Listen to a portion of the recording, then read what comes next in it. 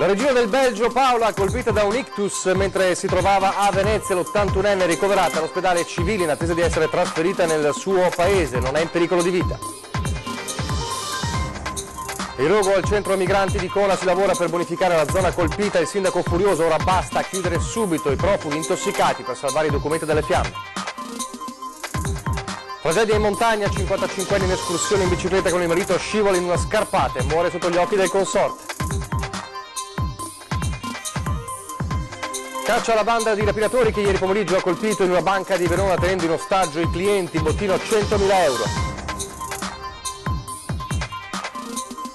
Virus West Nile, l'ultimo bilancio della regione, la diffusione è in calo, l'ultimo paziente colpito è anche il più giovane, un 15enne polesano.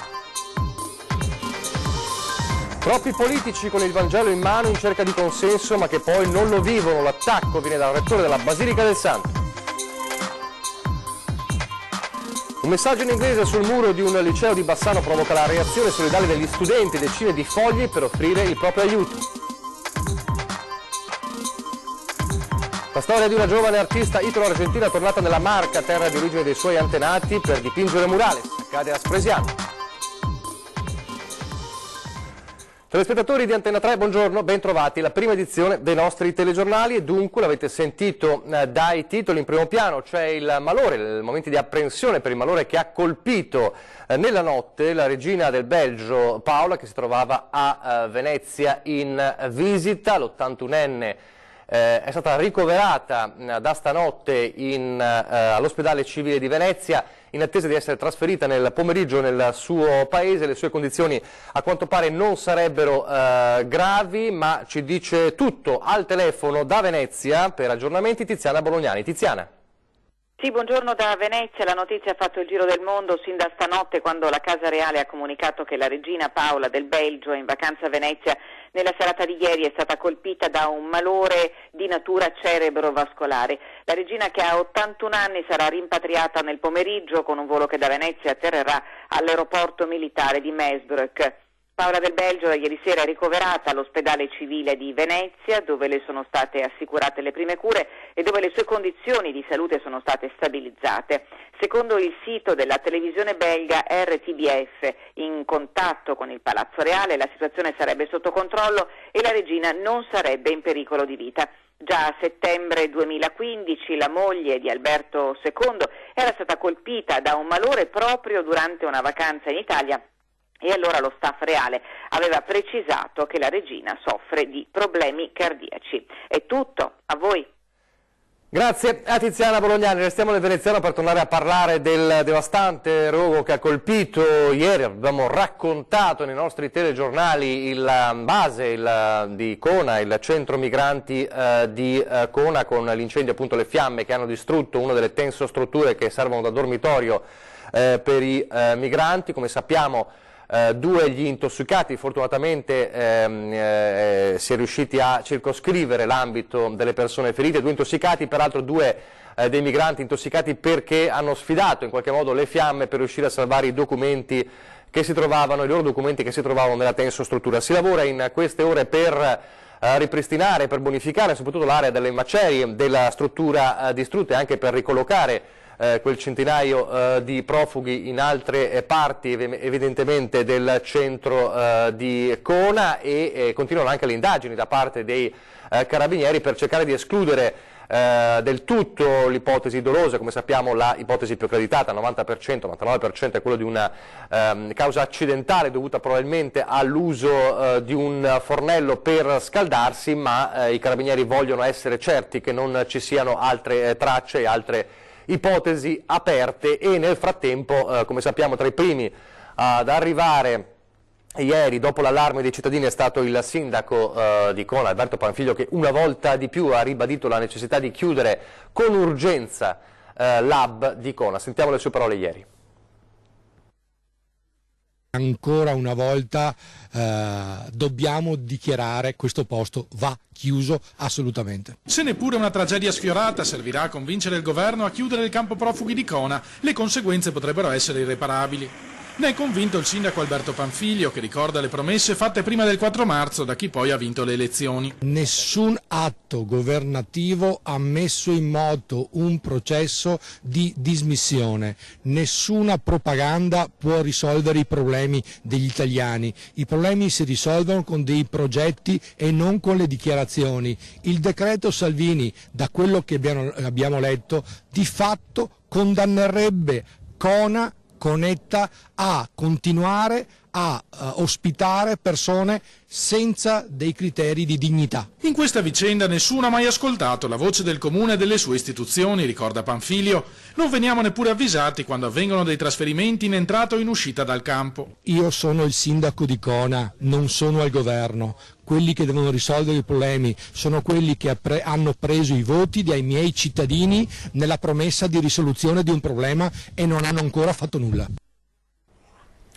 A Verona adesso con la cronaca e la caccia da parte della polizia ai due banditi che nel pomeriggio di ieri hanno fatto irruzione in una banca di via Sarpi a Porto San Pancrazio nel capoluogo scaligero a volto scoperto e con un taglierino e oltre al direttore e ai 3 dipendenti hanno chiuso in ostaggio in una stanza isolati 5 clienti. Gli attimi di paura tanto che una signora, una cliente, si è sentita male per lo shock ed è stata poi soccorsa dal SUEM 118. I rapinatori hanno agito indisturbati per oltre mezz'ora portando via un bottino che pare stimato in circa 100.000 euro e dunque l'allarme è scattato dopo la loro fuga e iniziata subito dopo la caccia ai banditi da parte della polizia. Restiamo in provincia di Verona ma per parlare del caso e delle polemiche dopo il caso dell'uccisione di un lupo in Lessinia. La giustizia farà il suo corso trattandosi di una specie protetta, ma per la Regione la normativa deve prendere atto della realtà e deve essere modificata. Sentiamo. Diventa un caso politico l'uccisione di un lupo sui monti della Lessinia, la scoperta della carcassa dell'animale ieri a San Rocco di Piegara, fuori dal centro abitato di Roverè Veronese, zona di caccia di lepri e caprioli. Il lupo, un maschio di una quarantina di chili, era stato abbattuto poche ore prima, secondo le verifiche del servizio veterinario dell'ULSS. I resti dell'animale sono stati posti sotto sequestro dai carabinieri della forestale di Bosco Chiesanuova e della stazione di Roverè, che lo hanno trasportato all'Istituto Zooprofilattico di Verona. Il cacciatore che l'ha ucciso rischia ora una condanna e addirittura il carcere fino a 2 anni, trattandosi di specie protetta. Forte la reazione degli animalisti, Lavi in prima fila, che dopo aver diffuso la foto dell'animale morto chiedono sia fatta giustizia, mentre dalla Regione si torna a ribadire che tutti i provvedimenti per cercare di ridurre al minimo la possibilità di questi abbattimenti sono stati presi, ma che è anche necessario modificare la normativa e riaprire il confronto in conferenza Stato-Regioni sul piano nazionale di gestione della fauna selvatica. Lo status di protezione totale, di intoccabilità del lupo mette in crisi l'equilibrio ecologico tra prede e predatori, afferma l'assessore regionale di comparto Giuseppe Pan. Il problema, aggiunge, potrà essere affrontato in modo serio solo articolando in modo diverso le direttive europee che dovranno prendere in considerazione l'effettiva presenza territoriale del lupo in Italia e contemplare misure mirate di riequilibrio tra l'attività antropica e la fauna predatoria protetta. Questo mentre sull'altopiano di Asiago nei giorni scorsi è nata proprio una cucciolata di ben 9 lupacchiotti. L'ennesima tragedia in montagna in Val Visdende a San Pietro di Cadore, una donna di 55 anni, insieme al marito, una coppia di turisti della provincia di Ravenna, stavano girando un'escursione in bicicletta quando la donna di 55 anni ha perso il controllo del mezzo ed è ruzzolata nella scarpata laterale in mezzo al bosco, riportando gravi traumi. A dare l'allarme il marito che la precedeva in bicicletta, non l'ha vista arrivare, è tornato indietro, ha visto la donna caduta una decina di metri sotto la sede stradale, e l'intervento poi dell'elicottero del SUEM di Pieve di Cadore, ma non c'è stato purtroppo nulla da fare per la 55enne, troppo gravi le ferite riportate nella caduta. Nuovo bollettino della Regione per fare un aggiornamento sul virus West Nile. I casi sfiorano le 200 unità, ma la diffusione sarebbe in calo. Intanto l'ultimo paziente colpito è anche il più giovane tra quelli registrati fino adesso ed è un 15enne polesano. La provincia di Padova rimane la più colpita dal virus West Nile, con 5 decessi dei 14 totali dall'inizio del fenomeno, anche se dalla regione trapela un certo ottimismo. I casi sarebbero infatti in calo. A Padova in totale se ne sono registrati comunque ben 73 di certi, 13 dei quali nella forma più grave. Il paziente più giovane ora è un quindicenne, colpito proprio nelle ultime ore, e residente a Lusia nel Rodigino. Non è una forma grave in quanto è stato trattato in ambulatorio, ma conferma come Rovigo sia stata tra le più colpite in rapporto agli abitanti, con ben 4 vittime. I casi complessivi sono saliti a 197 in Veneto, ma come si diceva l'intensità di diffusione del virus del Nilo sembra in calo. Non solo West Nile, anche incredibile a dirsi una decina di casi di malaria in provincia di Treviso negli ultimi giorni. Non solo i casi di febbre del Nilo che si sono moltiplicati nel corso dell'estate, ora per il reparto di malattie infettive dell'ospedale Cafoncello di Treviso anche 10 casi di malaria concentrati in pochi giorni. 2 dei pazienti sono in condizioni giudicate gravi ma non rischierebbero la vita. Quanto all'origine del contagio, tutti e 10 sono reduci da viaggi in paesi a rischio, in particolare paesi africani. A distanza di circa una settimana dalla puntura della zanzara infetta si sono presentati al pronto soccorso con sintomi importanti: nausea, vomito, diarrea e febbre elevata. Cittadini stranieri rientrati per un periodo in patria e quindi tornati in Italia, oppure lavoratori italiani in trasferta che una volta a casa hanno manifestato i primi sintomi e che evidentemente non si sono sottoposti a un'adeguata profilassi, come invece raccomandato in caso di viaggi esotici, che ridurrebbe drasticamente la casistica. Malaria è malattia potenzialmente mortale nella forma più aggressiva, ma generalmente curabile se diagnosticata per tempo e tenuta sotto stretto controllo, così da evitare conseguenze permanenti sull'organismo. Sempre dalla Marca trevigiana con la cronaca, perché rimangono gravi le condizioni della bimba di 4 anni travolta nel tardo pomeriggio di ieri a Sernaglia della Battaglia mentre attraversava la strada. Rimangono gravi le condizioni della piccola di 4 anni che ieri è stata travolta da una macchina. La bimba, appena uscita dalla scuola materna, era con la mamma che la teneva per mano. Ad un tratto è riuscita a divincolarsi ed ha attraversato improvvisamente la strada, proprio mentre in quel momento stava sopraggiungendo una macchina. L'auto, condotta da una quarantenne di Valdobbiadene, non è riuscita a frenare in tempo e l'ha travolta. La bambina di origini cinesi ha sbattuto violentemente la testa a terra e le sue condizioni sono apparse subito gravissime. Le urla disperate della mamma e la chiamata immediata al suo M118, trasportata immediatamente con l'elicottero al Cafoncello, è stata ricoverata in prognosi riservata nel reparto di neurochirurgia. La strada via Roma è stata chiusa al traffico per permettere i soccorsi, sul posto la polizia locale ed i carabinieri. Ed ora il processo per l'omicidio di Isabella Noventa. Nell'ultima udienza hanno parlato gli avvocati dei condannati in primo grado, i fratelli Sorgato e i legali che hanno smontato la ricostruzione della testimone. Manuela Cacco. Manuela Cacco è una bugiarda, questa è la strategia difensiva messa in atto dagli avvocati di Freddi e Deborah Sorgato, i legali Giuseppe Pavan e Massimo Malipiero per il primo e Luca Motta e Roberto Moracchiello per la seconda. Nella loro arringa gli avvocati hanno puntato a demolire in ogni dettaglio il racconto della tabaccaia veneziana. Fu Manuela Cacco infatti a incastrare il Sorgato, descrivendo agli uomini della squadra mobile e al PM Giorgio Falcone, titolare delle indagini, in che modo i due avrebbero eliminato Isabella Noventa la notte tra il 15 e il 16 gennaio del 2016. La Cacco non viene ritenuta attendibile dai difensori degli imputati perché, hanno detto, all'interno della villa di Freddi Sorgato non esistono tracce di Isabella Noventa e poi mancherebbe il movente e soprattutto l'arma del delitto. Sconcertati i familiari della vittima, il fratello Paolo ha detto di aver perso le speranze di poter seppellire la sorella in un cimitero. Sperava che i Sorgato dicessero almeno dov'è il corpo di Isabella, ma nemmeno stavolta davanti a un giudice è successo. There's nowhere for me to be, non c'è nessun posto per me. Sono parole quelle comparse ieri mattina sulla parete esterna di uno degli edifici del liceo Brocchi di Bassano del Grappa, come vedete in questa immagine. Una frase ambigua, inquietante, una frase che a tutti è sembrata una richiesta disperata di aiuto, e così nel liceo si è scatenata, si è provocato una vera e propria reazione solidale da parte di tanti studenti che hanno, come vedete, riempito il muro di fogli con offerte di aiuto, messaggi di solidarietà, un evento che aveva fatto notizia anche perché appunto ha sorpreso anche la reazione di tantissimi studenti che hanno voluto testimoniare il loro aiuto a questa persona, e chissà che non si sia trovata una soluzione per questa persona che ha scritto quella frase nel liceo di Bassano. A proposito di scuola, a Malo nel Vicentino il ritorno dei crocifissi, mancavano, allora l'assessore ha riportato i crocifissi nelle classi. Sentiamo perché. Facendo sopralluogo nella scuola di Molina mi sono accorto che mancavano i crocifissi e da lì poi ho cominciato a dire come mai mancano, la scuola è stata aperta da 3 anni, è una scuola nuova alla fine.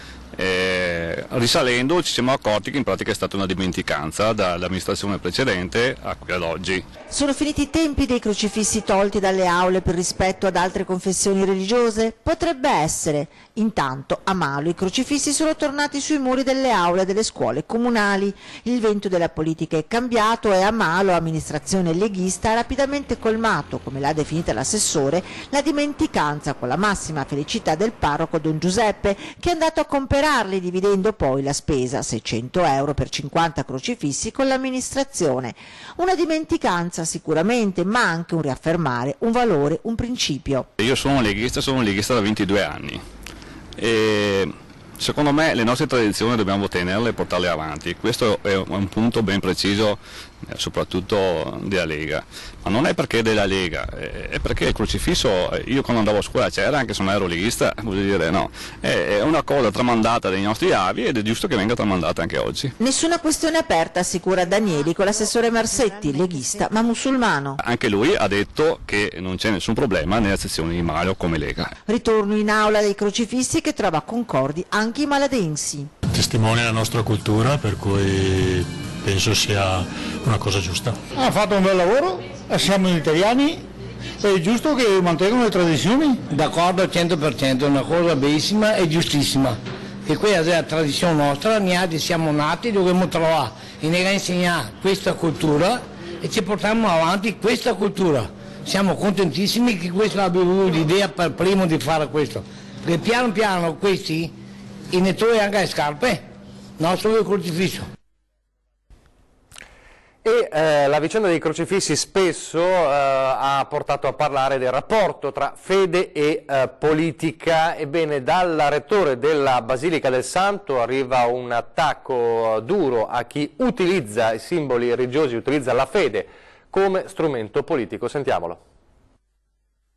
Cerchiamo tutti di essere attenti a ciò che viviamo con ciò che diciamo, e quindi questo dovrebbe essere, per chi in particolare ha un ruolo istituzionale, dovrebbe essere una delle cose su cui fare molta attenzione. Troppi politici con il Vangelo in mano, in bella vista, ma non nel cuore, che quindi non lo vivono. Politici che parlano di fede per cercare consenso e poi non si comportano come vorrebbe la fede che sostengono di avere. Il monito non viene da un sacerdote qualsiasi, ma dal capo di un santuario conosciuto in tutto il mondo e frequentato da fedeli di tutti i continenti. Ciò che si dice ha bisogno anche di un contenuto, ha bisogno anche di qualcosa di sostanziale. Se lo dico da cristiano, ripeto, ho bisogno di domandarmi se ciò che comunico e ciò che vivo è coerente e testimonia il Vangelo. Sta appunto a chi vive anche la scelta della via politica, quella di trovare queste occasioni, se si è poi cristiani, a maggior ragione. Ma qui ci vuole una certa riflessione, ci vuole anche capacità di incarnare questo messaggio e non solo di sbandierarlo. Parole chiare, antoniane, perché, ricorda padre Svanera, il Vangelo è provocatorio per la vita dell'uomo, soprattutto se è votata al profitto.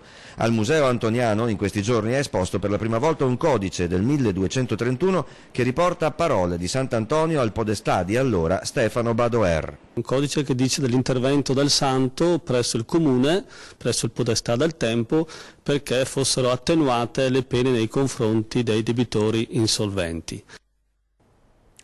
Adesso una breve pausa pubblicitaria.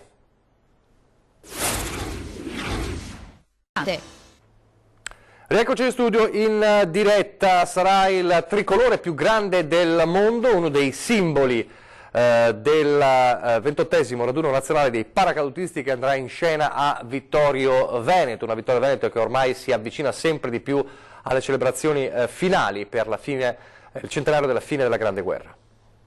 Vittorio Veneto è pronto a spalancare le porte e ad abbracciare virtualmente i paracadutisti che domenica si riuniranno per il 28° raduno nazionale del Corpo.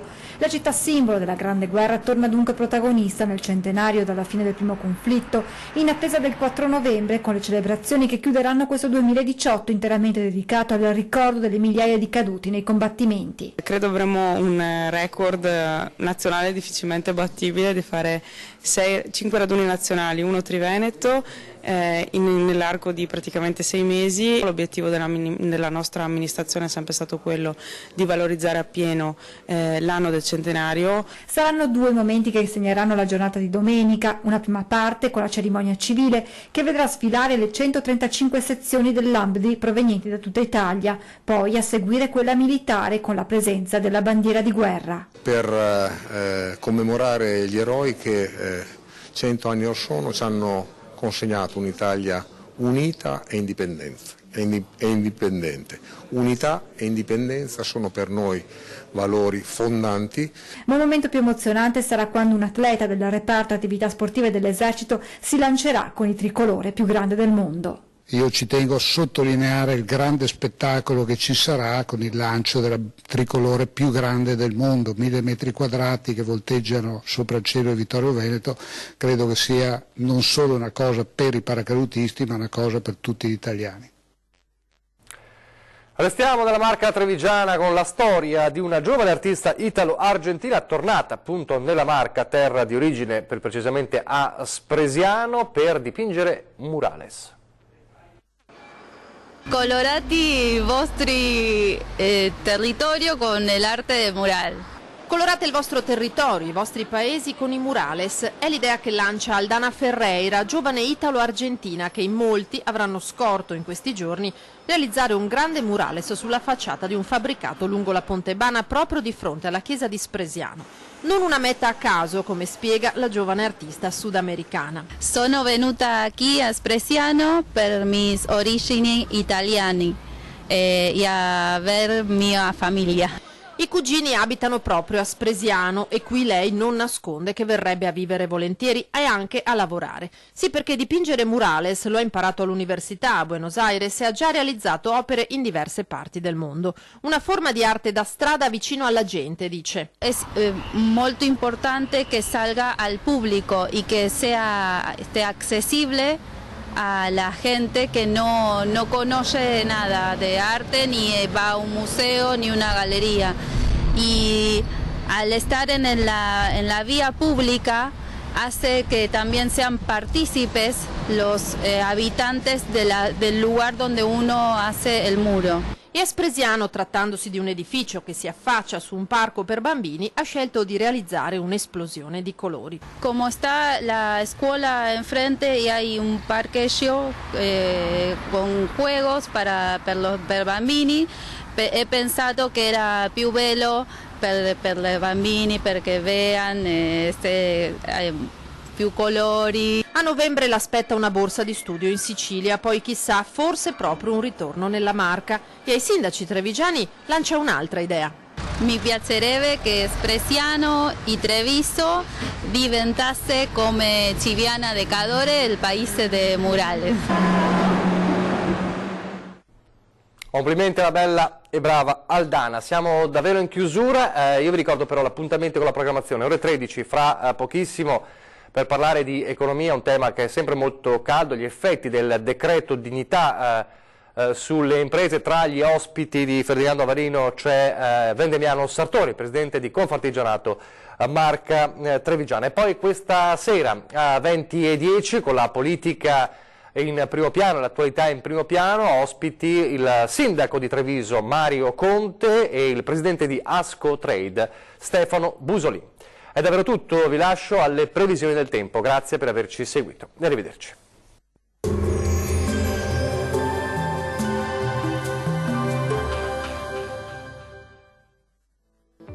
Ben ritrovati al meteo. Mercoledì è l'insegna del sole sulle nostre regioni, ma con clima decisamente fresco. Nel dettaglio sul Veneto sarà bel tempo e anche ampiamente soleggiato ovunque. Asciutto e stabile quindi sulla nostra regione, dove il cielo si presenterà sereno o al massimo poco nuvoloso. Non sono previste precipitazioni degne di nota. Temperature minime tra 4 e 10 gradi, massime comprese invece tra 15 e 19 gradi circa. Vediamo ora che tempo farà sul Friuli Venezia Giulia. Poche novità, anche sulla nostra regione dominerà il sole ovunque, sarà asciutto e senza piogge degne di nota. Il cielo si presenterà sereno praticamente su tutte le province. Le temperature minime saranno comprese tra 4 e 6 gradi, le massime invece oscilleranno tra i 16 e i 19 gradi circa. Vediamo infine la situazione meteorologica del Trentino Alto Adige. Non cambia di molto la previsione, bel tempo anche sulla nostra regione. Sarà infatti ampiamente soleggiato su tutti i settori e il cielo si presenterà sereno o al massimo con qualche innocua velatura sparsa. Temperature minime tra 3 e 7 gradi, valori massimi compresi invece tra 21 e 26 gradi circa. Dal meteo per ora è tutto. Arrivederci al prossimo aggiornamento.